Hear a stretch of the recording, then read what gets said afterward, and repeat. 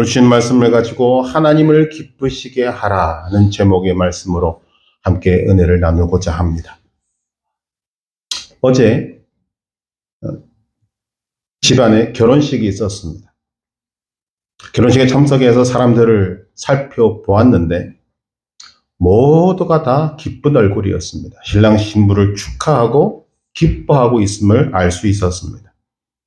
거기에 참석한 사람들, 주변에 있는 사람들 한 사람도 인상을 쓰거나 찌푸린 사람들이 없었습니다. 기쁨만이 충만한 것입니다. 저는 그 사람들의 얼굴을 바라보면서 사람들이 가지고 있는 욕망을 발견하게 됩니다. 아, 사람들이 기쁨을 추구하는구나. 사람은 누구나가 다 기쁨을 추구합니다. 육체적인 기쁨이든 일시적인 기쁨이든 기쁨을 추구하는 것입니다. 왜 그런가? 그것은 기쁨은 사람을 강건하게 하고 사람에게 소망을 주고 또 성장할 수 있는 원동력이 되기 때문입니다. 잠언 17장 22절 마음의 즐거움은 양약이라도 심령의 근심은 뼈를 마르게 하느니라. 기쁨은 우리가 값비싼 보약을 먹는 것보다 건강에 더 좋다는 말씀입니다. 잠언 18장 14절 사람의 심령은 그의 병을 능히 이기려니와 심령이 상하면 그것을 누가 일으키겠느냐. 충만한 기쁨은 병을 이기게 하고 삶을 창조적이 되게 하고 생산적이 되게 한다고 하시는 것입니다. 기쁨은 소망을 갖게 하고 앞으로 성장할 수 있는 원동력이 되는 것입니다. 사람에게 유익한 것을 다 담고 있습니다. 그래서 사람은 기쁨을 추구하는 것입니다. 그런데 여기서 우리가 근원적인 질문을 가질 수밖에 없습니다. 왜 사람은 기쁨을 추구할까? 그것을 하나님께서 밝혀주고 계십니다. 하나님께서 인간을 창조하실 때 하나님의 형상대로, 옛날 성경에는 형상대로 자기 모양대로 인간을 창조하셨다고 했습니다. 하나님의 형상은 하나님의 속성입니다. 하나님의 속성을 집어넣어서 인간을 창조하신 것입니다. 그 하나님의 속성 가운데 하나가 기쁨입니다. 그래서 인간은 하나님의 속성인 기쁨을 받아서 기쁨을 추구하는 존재로 살 수밖에 없는 것입니다. 시편 104편 31절에 보니까 여호와는 자신께서 행하시는 일들로 말미암아 즐거워하시리로다. 우리는 이런 하나님이 기뻐하시는 모습을 성경 여러 군데서 볼 수 있습니다. 하나님께서 천지 창조를 하시면서 하나를 창조하실 때마다 보시기에 좋았더라. 보시기에 좋았더라. 인간을 창조하시기에는 보시기에 심히 좋았더라. 이 좋았더라. 이 표현이 뭐냐면 내가 즐겁다. 내가 기쁘다. 그 말이에요. 하나님께서는 인간 자체에게 기쁨을 주셨고 그리고 더 주기를 원하십니다. 그래서 성령의 9가지 열매 중에 하나가 희락인 것입니다. 충만한 기쁨. 그리고 우리를 향하신 하나님의 뜻을 밝혀주십니다. 데살로니가전서 5장 16절 이하 항상 기뻐하라 쉬지 말고 기도하라 범사에 감사하라. 이것이 그리스도 예수 안에서 너희를 향하신 하나님의 뜻입니다. 기쁨과 기도와 감사가 우리를 향한 하나님의 뜻이다라고 말씀하시는 것입니다. 여러분 우리가 살고 있는 이 세상은 얼마나 근심이 많고 염려가 많은지 모릅니다. 얼마나 힘들고 어려운지 모릅니다. 그런데도 불구하고 하나님은 그 속에서 살고 있는 우리 인간에게 창조 때부터 기쁨이라는 하나님의 속성을 부어주시고 더 주시기를 원하여서 너희는 항상 기뻐하라 우리에게 말씀하고 있는 것입니다. 오늘도 이 기쁨에 관한 말씀을 나누려고 합니다. 말씀을 준비하다가 의문이 들어서 한번 살펴보았습니다. 2024년도에 기쁨에 대한 설교를 제가 얼마나 했을까? 여러분은 기억 못 하시겠습니다만 3번 했습니다. 그리고 오늘 4번째입니다. 많은 주제 가운데 왜 오늘 또 기쁨인가? 그만큼 우리에게 기쁨이 중요하기 때문입니다. 사람들은 누구나 다 할 것 없이 기쁨을 추구한다고 말씀을 드렸습니다. 그리고 그 기쁨의 대상은 매우 다양합니다. 이 세상에는 자기 기쁨을 위해서 사는 사람도 있습니다. 자기를 기쁘게 한다는 거죠. 남편이나 아내를 기쁘게 하기 위해서 사는 사람도 있습니다. 자기 기쁨은 뒤로 하고 다른 사람의 기쁨을 위해서 노력하는 사람들도 있습니다. 그렇다면 그리스도인은 누구를 기쁘게 해야 할 것인가? 성경은 우리에게 그리스도인은 하나님을 기쁘시게 해야 한다라고 말합니다. 에베소서 5장 10절 주를 기쁘시게 할 것이 무엇인지 시험하여 보라. 주를 기쁘시게 할 것. 로마서 12장 2절 오늘 말씀에 뭐라고 이야기합니까? 너희는 이 세대를 본받지 말고 오직 마음을 새롭게 함으로 변화를 받아 하나님의 선하시고 기뻐하시고 온전하신 뜻이 무엇인지 분별하도록 하라. 기쁨에 초점을 맞추면 하나님을 기쁘시게 하는 일에는 관심도 없는 이 세대를 본받지 말고 너희는 오직 마음을 새롭게 함으로 변화를 받아 하나님의 선하시고 기뻐하시고 온전하신 일이 무엇인지 분별해서 매일매일 살아가라고 우리에게 말씀하고 계시는 것입니다. 그리스도인은 부모도 남편도 아내도 자녀도 친구들도 교회 성도들도 기쁘게 해야 할 것입니다. 그러나 무엇보다도 하나님을 제일로 기쁘시게 해드려야 할 것입니다. 우리가 많이 듣습니다만 웨스트민스터 소유문화 제1문 제1답은 이렇습니다. 사람의 제일 되는 목적이 무엇인가? 사람의 첫째 되는 목적이 무엇인가? 하나님을 영화롭게 하는 것과 그를 영원토록 즐거워하는 것이다. 하나님을 영화롭게 한다. 여기에 대해서는 사람들에게 많은 오해가 있는 것을 보게 됩니다. 우리는 하나님께 영광이라는 말을 어디서 많이 듣냐면 연예인들이나 운동선수들이나 좀 이름이 알려진 사람들이 연말 시상식 때 상을 받고 난 다음에 소감을 밝히면서 듣는 소리를 제일 많이 듣습니다. 이 모든 영광을 하나님께 돌립니다. 내가 무언가를 이루어서 내가 멋지고 훌륭한 사람이 되어서 누군가가 어떻게 이 일을 이루었습니까? 라고 물을 때 하나님이 하셨습니다. 하나님께 영광을 돌립니다. 이것이 하나님께 영광을 돌리는 전부인 줄로 생각한다는 것입니다. 물론 이 돌리는 영광도 하나님께서는 받으신다고 생각하지만 하나님께서 우리에게 말씀하시는 하나님이 영광 받으시는 것은 좀 다른 것 같습니다.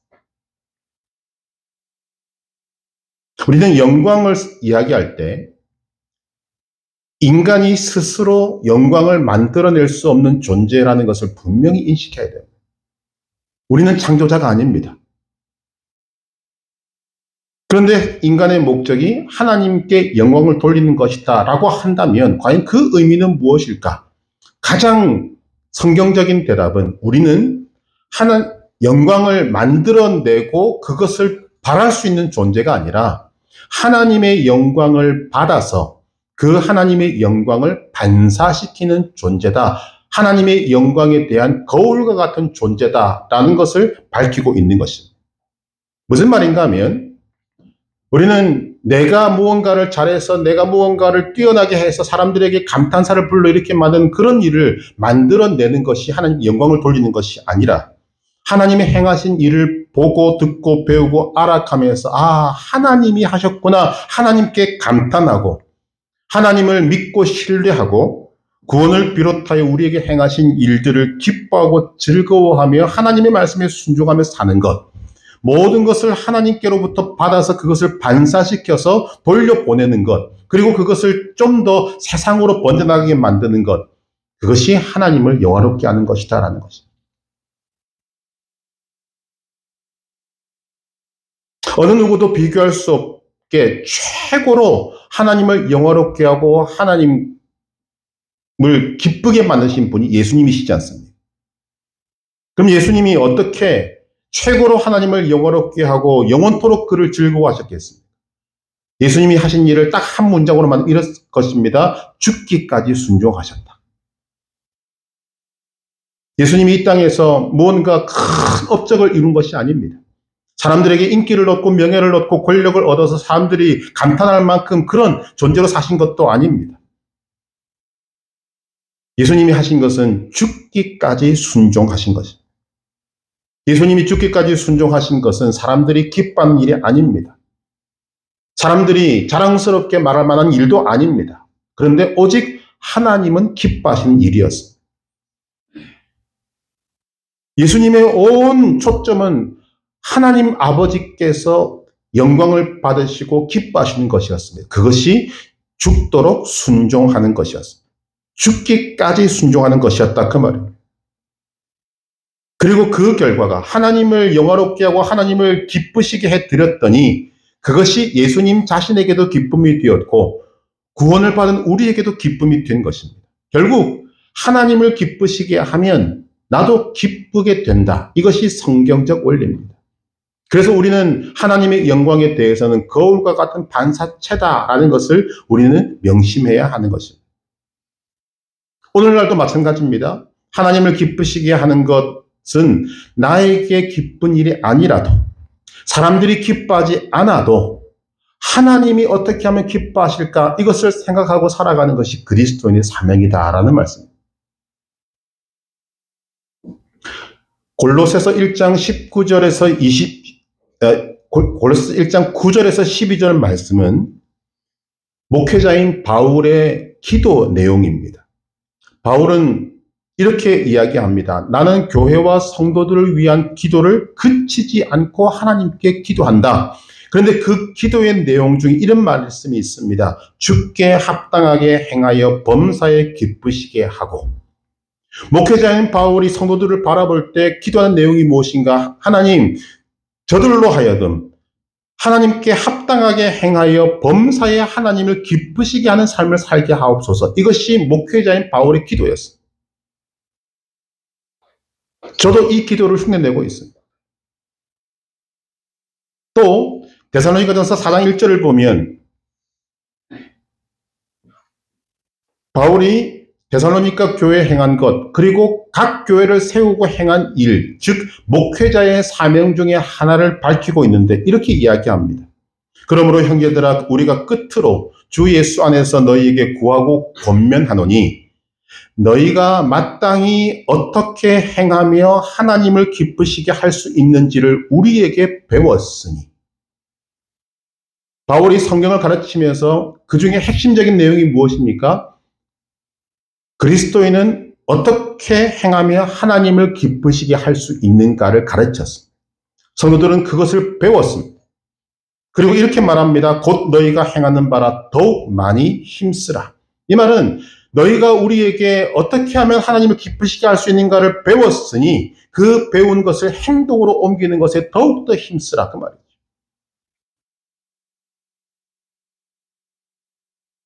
성경이 오늘 우리에게 이 기쁨이라는 것에 대해서 집중시키고 있는 것을 보게 되는 것입니다. 그렇다면 하나님이 기뻐하시는 것은 무엇인가? 성경에는 곳곳에 하나님이 기뻐하시는 내용들이 있습니다. 그 중에서 오늘 5개만 함께 나누고자 합니다. 첫째, 하나님이 기뻐하시는 것은 믿음입니다. 히브리서 11장 6절 믿음이 없이는 하나님을 기쁘시게 하지 못하나니 하나님께 나아가는 자는 반드시 그가 계신 것과 또한 그가 자기를 찾는 자들에게 상 주시는 이심을 믿어야 할지니라. 여러분 우리가 사람들과의 관계에서도 믿음의 관계가 되지 않으면 참 우리의 마음이 아픕니다. 힘듭니다. 믿어주지 않는 관계, 믿어지지 않는 관계만큼 안타까운 관계가 없는 거죠. 부부가 평생을 잘 살아가려면 믿음의 관계가 되어야 합니다. 마찬가지로 하나님께서도 하나님 자신을 믿어주는 사람을 기뻐하십니다. 하나님이 계신 것을 믿고 하나님이 상 주시는 이심을 믿고 하나님의 말씀 있는 그대로 믿고 하나님께 기도하면 들어주신다는 것을 믿는 자를 하나님은 기뻐하신다는 것입니다. 특히 예수님은 하나님의 아들이심을 믿고 나 대신 십자가를 지시고 나 대신 피를 흘려 죽으시고 부활하셔서 나를 구원해 주신 분임을 믿을 때 하나님의 기쁨은 최고로 올라가는 것입니다.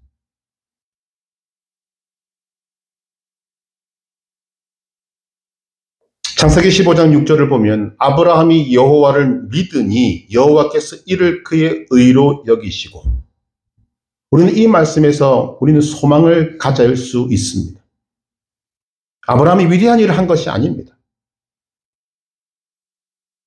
당시로 말하면 아브라함이 무슨 전쟁을 일으켜서 적군을 몰살시키고 성을 점령하고 이런 일을 한 것이 아닙니다. 아브라함이 한 것이라고는 하나님의 말씀을 따라 순종한 것밖에 없습니다. 그런데 그 순종하는 가운데 아브라함이 한 것을 하나님이 밝혀주시고 있는 것입니다. 아브라함이 여호와를 믿으니 여호와께서 이를 그의 의로 여기시고, 하나님은 믿음 있는 자를 기뻐하십니다.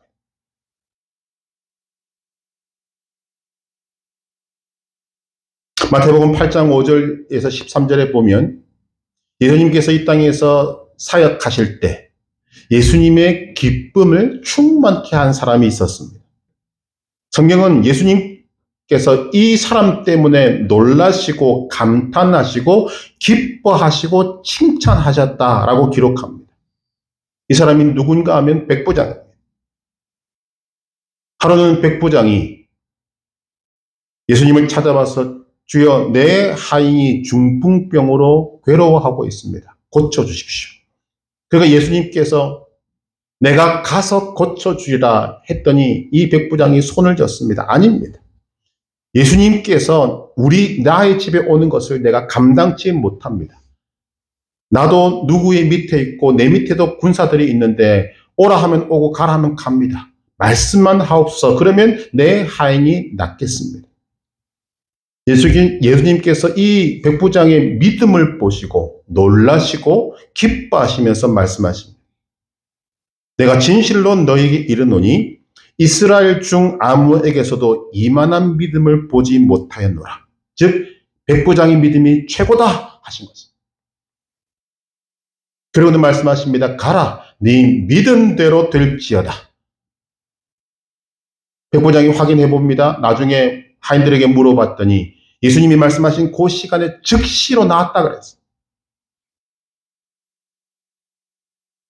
예수님은 돈이 많거나 많이 배웠거나 착하게 살거나 도덕적으로 훌륭한 사람보다 믿음 있는 사람을 기뻐하십니다. 믿음이 큰 사람을 기뻐하십니다. 분명히 알아야 할 것, 믿음은 하나님을 기쁘시게 한다는 것입니다. 믿는다는 말은 하나님을 신뢰한다는 말입니다. 삶이 형통하면 하나님을 믿지 않는 사람이 없습니다. 그러나 삶이 형통해도 하나님을 믿고 삶이 막혀도 하나님을 신뢰하는 사람, 그 사람이 믿음 있는 사람. 건강해도 하나님을 믿고 아파도 하나님을 믿고 성공해도 하나님을 믿고 실패해도 하나님을 믿는 사람, 그 사람이 하나님이 기뻐하십니다.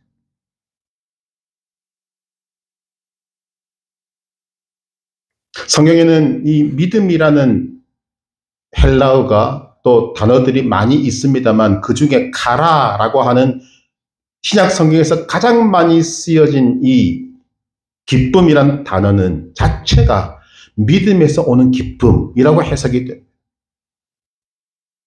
그건 무슨 말인가 하면 기쁨은 믿음에서 오며 믿음은 하나님을 또한 기쁘시게 합니다. 여러분 믿음 있으십니까? 여러분에게 하나님이 기뻐하시는 믿음이 있기를 간절히 소망합니다. 언제나 하나님을 신뢰하는 믿음. 내가 잘 되나 못 되나, 형통하나, 길이 막히나, 건강하나 아프나 끝까지 하나님을 신뢰하는 그 사람에게 하나님의 기쁨이 있음을 믿으시기를 바랍니다. 분명한 것은 성경은 믿음이 내가 가지고 싶다고 가지는 것이 아니라는 것을 말씀합니다. 믿음은 선물입니다. 하나님의 은사입니다. 그러므로 우리는 하나님 앞에 구해야 할 것입니다. 하나님 나에게 믿음을 주시옵소서. 하나님을 기쁘시게 할 만한 믿음을 주시옵소서. 하나님을 크게 기쁘시게 할 만한 큰 믿음을 주시옵소서. 기도하시고 주시는 큰 믿음을 받아 하나님을 기쁘시게 하는 삶이 되시기를 주님의 이름으로 축복합니다. 믿음이 하나님을 기쁘시게 합니다. 두 번째는 회개하고 하나님께 돌아오는 것을 기뻐하십니다. 에스겔 33장 11절 너는 그들에게 말하라 주 여호와의 말씀이니라. 나의 삶을 두고 맹세하노니 나는 악인이 죽는 것을 기뻐하지 아니하고 악인이 그의 길에서 돌이켜 떠나 사는 것을 기뻐하노라. 아무리 흉악한 죄인이라도 하나님은 그 죄인이 죄로 멸망하고 죽는 것을 기뻐하지 아니하시고 죄에서 돌이켜 구원받는 것을 기뻐하신다. 이것이 하나님의 마음을 밝히고 있습니다. 예수님께서 이 땅에서 이런 말씀을 하시지 않습니까? 누가복음 15장 3절 이하에 어떤 사람이 양 100마리가 있는데 그 중에 하나를 잃으면 99마리를 들여다 두고 그 잃어버린 양을 찾기 위해서 목자가 다니지 않겠는가? 또 찾아내면 어깨에 메고 돌아오면서 너무 기쁘고 즐거워서 친구와 이웃들을 불러서 잔치를 베풀고 내가 기쁘다 하지 않겠느냐? 하나님의 마음을 우리에게 보여주고 있는 것입니다. 어떤 죄를 지었더라도 어떤 잘못을 했더라도 회개하고 돌이키면 하나님의 기쁨이 최고조가 돼요. 왜냐하면 이것이 하나님 앞에 거룩함이 되기 때문입니다. 레위기 11장 45절 내가 거룩하니 너희도 거룩하라. 데살로니가서 4장 3절은 말합니다. 하나님의 뜻은 이것이니 너희의 거룩함이라. 회개하고 돌이키는 것. 회개는 즉시하고 철저히 해야 하는 것입니다. 우리는 인간이기 때문에 잘못하지 않을 수가 없습니다. 그때 세상 사람들은 그 죄를 해결할 방법이 없습니다만 하나님은 우리에게 해결할 방법을 주셨습니다. 그것이 회개입니다. 그런데 그 회개는 즉시 하고 그리고 철저하게 하라고 말씀하시는 것입니다. 하나님께 대한 죄는 철저한 회개와 철저한 돌이킴이 있어야 합니다. 또한 사람에 대한 죄는 하나님께 철저한 회개가 있어야 할 뿐만 아니라 사람과의 돌이킴도 있어야 합니다. 마태복음 5장 23절 이하에 그러므로 예물을 제단에 드리려다가 거기서 네 형제에게 원망 들을 만한 일이 있는 것이 생각나거든 예물을 제단 앞에 두고 먼저 가서 형제와 화목하고 그 후에 와서 예물을 드리라. 하나님은 예배를 너무너무 기뻐하시지만 그 예배보다 우선적인 것을 말씀하시는 것입니다. 너희가 죄를 회개하고 돌이키는 것이다. 어떤 사람은 체면 때문에 회개를 못하겠다고 합니다. 어떤 사람은 회개하고 돌이킬 적절한 시기가 있었음에도 불구하고 게을러서 그것을 미뤄버립니다. 여러분, 나의 체면보다 하나님의 기쁨이 되는 것이 더 중요합니다. 나의 게으름보다 즉시 회개하고 돌이켜서 하나님을 기쁘시게 하는 것이 우리에게 더 중요합니다. 그래서 스펄전 목사님은 이런 말씀을 하십니다. 하나님의 달력은 오늘이요. 마귀의 달력은 내일이다. 회개는 깨닫는 오늘 하는 것입니다. 내일로 미루면 마귀의 달력에 들어가는 것입니다. 예수님이 이 땅에 왜 오셨습니까? 누가복음 5장 32절에 말씀하십니다. 내가 의인을 부르러 온 것이 아니요 죄인을 불러 회개시키러 왔노라. 우리는 하나님 앞에 죄를 갖고 나오는 것을 두려워하지 말아야 합니다. 오히려 하나님은 그 죄를 안고 하나님 앞에 나오는 것을 기뻐하십니다. 왜? 하나님은 회개를 시킬 능력이 있고 죄를 없이 할 능력이 있기 때문입니다. 우리가 분명히 알아야 합니다. 하나님은 죄를 그냥 두고 숨기고 그것으로 더 큰 죄를 짓는 것을 원하시지 않습니다. 회개하고 돌이키는 것을 기뻐하십니다. 하나님이 기뻐하시는 회개를 통해 하나님의 기쁨이 되시길 주님의 이름으로 축복합니다. 세 번째로 하나님이 기뻐하시는 것은 말씀에 순종하는 것을 기뻐하십니다. 사무엘상 15장 22절 잘 아는 말씀입니다. 순종이 제사보다 낫고 듣는 것이 수량의 기름보다 나으니. 이스라엘과 아말렉이 전쟁을 하게 되었을 때 하나님께서는 사무엘에게 사울왕에게 말을 전하라고 말씀하십니다. 모든 생명을 다 없애라. 남녀와 소아와 젖먹은 아이와 우양과 낙타와 나귀까지 다 죽여라. 그런데 사울왕은 욕심이 생겨서 볼품없고 쓸모없는 짐승들은 다 죽이고 살찌고 기름진 우양을 살려서 가지고 왔습니다. 사무엘이 사울왕에게 왔을 때 이런 짐승의 소리가 들리니까 묻습니다. 이 소리는 무슨 소리입니까? 그때 사울이 뭐라고 이야기합니까? 내가 하나님께 제사를 드리려고 살려서 가지고 왔다. 그때 사무엘 선지자가 한 말이 바로 이 말입니다. 순종이 제사보다 낫고 듣는 것이 수량의 기름보다 나으니.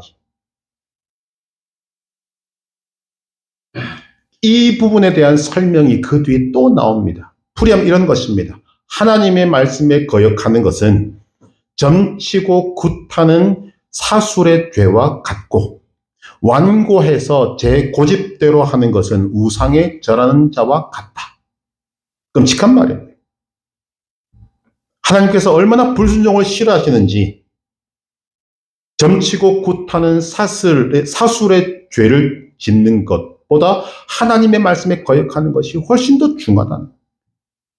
완고해서 제 고집대로 하는 것이 우상 숭배하는 것보다 훨씬 더 크다. 이렇게 말씀하십니다. 여러분이 부모가 되어서 자녀를 양육해 보셨지 않습니까? 분들이 계실 것입니다. 부모는 순종하는 자녀를 기뻐합니다.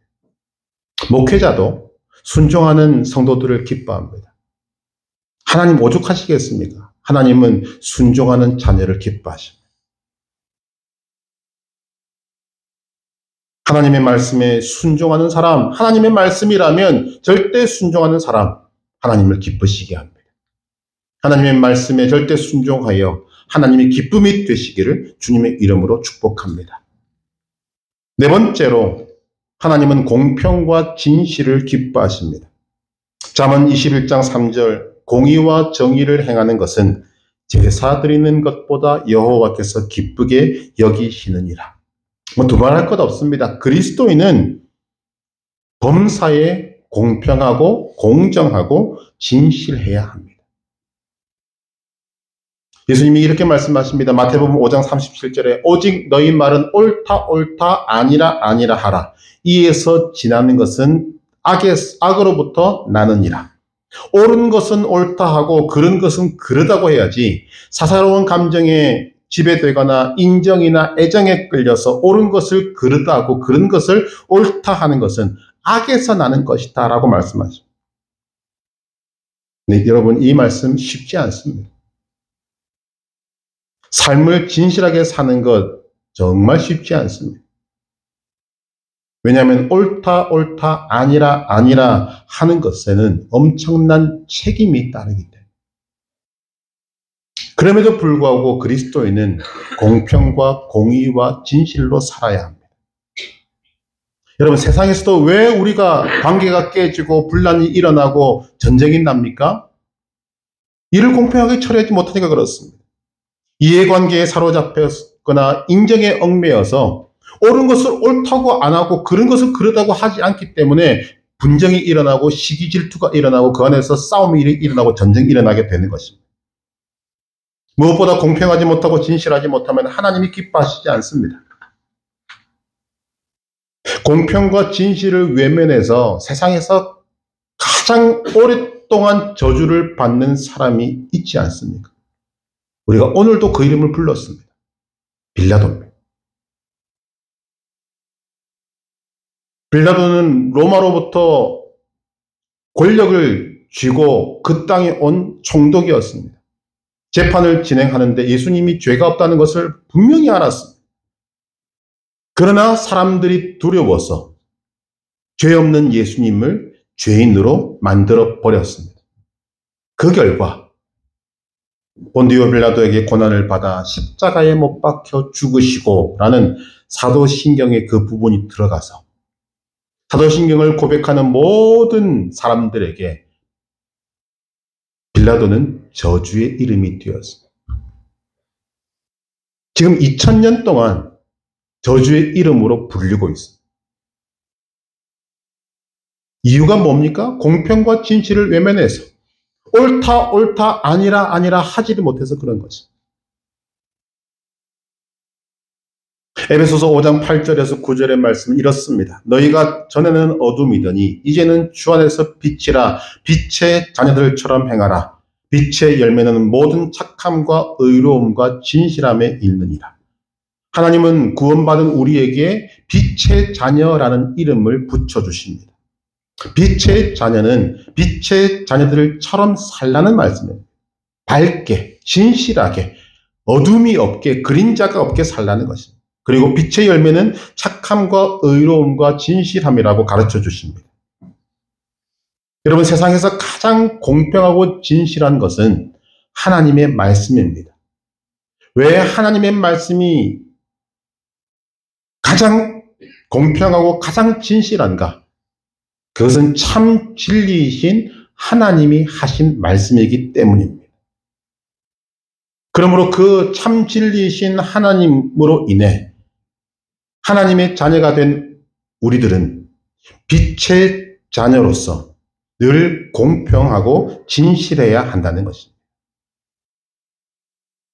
진리의 말씀을 들려주시는 하나님의 음성을 듣고 그 말씀의 순종함을 통해 우리의 삶도 공평하고 진실한 삶으로 하나님께 기쁨이 되시기를 주님의 이름으로 축복합니다. 마지막 5번째로 하나님이 기뻐하시는 것은 신령과 진정으로 드리는 예배입니다. 요한복음 4장 23절 아버지께 참되게 예배하는 자들은 영과 진리로 예배할 때가 오나니 곧 이때라. 아버지께서는 자기에게 이렇게 예배하는 자들을 찾으시느니라. 오늘도 이 지구상의 수많은 나라들에서 하나님을 섬기는 예배가 드려지고 있습니다. 그런데 과연 그 예배 가운데 하나님이 찾으시는 예배는 얼마나 될 것인가? 오늘 말씀에도 뭐라고 이야기합니까? 로마서 12장 1절 그러므로 형제들아 내가 하나님의 모든 자비하심으로 너희를 권하노니 너희 몸을 하나님이 기뻐하시는 거룩한 산 제물로 드리라. 이는 너희가 드릴 영적 예배니라. 아름답게 지어진 예배당에서 드리는 예배일지라도 영과 진리로 예배하지 않으면 하나님은 그 예배를 기뻐하지 않으십니다. 아무리 멋진 형식을 갖추고 법을 만들고 제도를 가지고 하나님을 예배해도 신령과 진정으로 드리지 않는 예배를 하나님이 기뻐하지 않으십니다. 경건의 모양은 있으나 경건의 능력을 부정하는 예배 하나님 기뻐하시지 않습니다. 우리가 찬송을 부르고 기도하거나 헌금을 드리거나 어떤 예배적인 행위를 한다 할지라도 그 속에 우리의 진정이 들어가 있지 않으면 그 예배는 하나님이 받으시지 않습니다. 헛수고하는 것입니다. 누가복음 10장 27절에 네 마음을 다하고 목숨을 다하며 힘을 다하며 뜻을 다하며 주 너의 하나님을 사랑하는 마음으로 드리는 그 예배를 하나님이 받으십니다.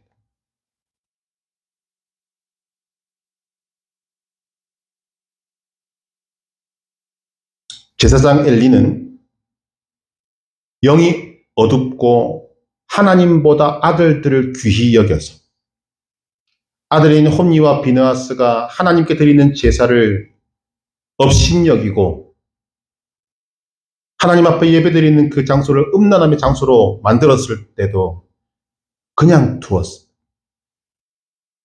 하나님께서 이것을 기뻐하지 않으셨습니다. 그 결과 하나님께 드리는 제사, 예배를 업신여겼던 홈니와 비느하스는 전쟁터에 나가서 죽어버렸고 엘리 제사장 자신은 아들들이 전사한 소리와 여호와의 법궤가 빼앗겼다는 소식을 듣고 그 자리에서 쓰러져서 목이 부러져 죽었습니다.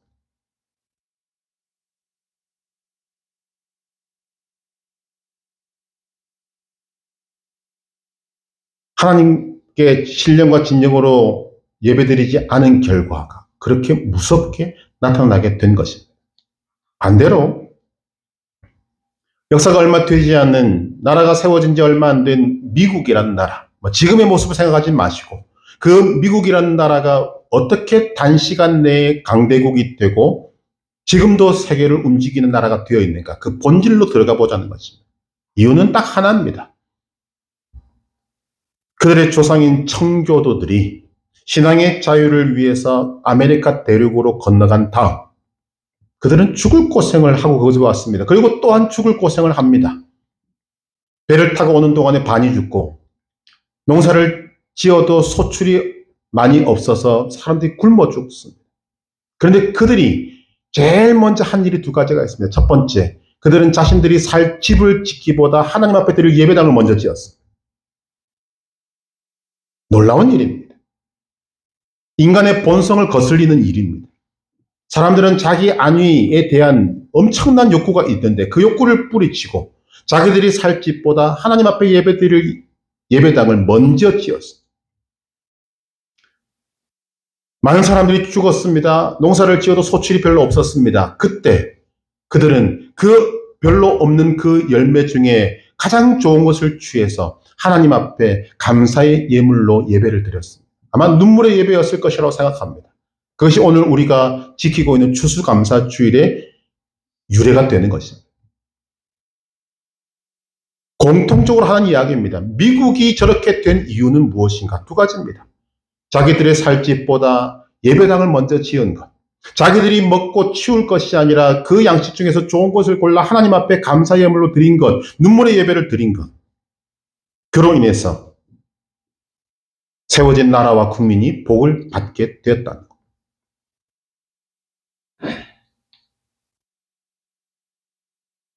성경에 보면 자신의 잘못이지만 교만으로 인해서 전염병이 나라에 창궐할 때 진실한 회개 예배를 드림으로 전염병이 그치는 것도 볼 수 있습니다. 저는 그런 말을 참 좋아합니다. 여러분, 우리가 신령과 진정으로 예배 한번 잘 드리면 여러분의 인생이 바뀝니다.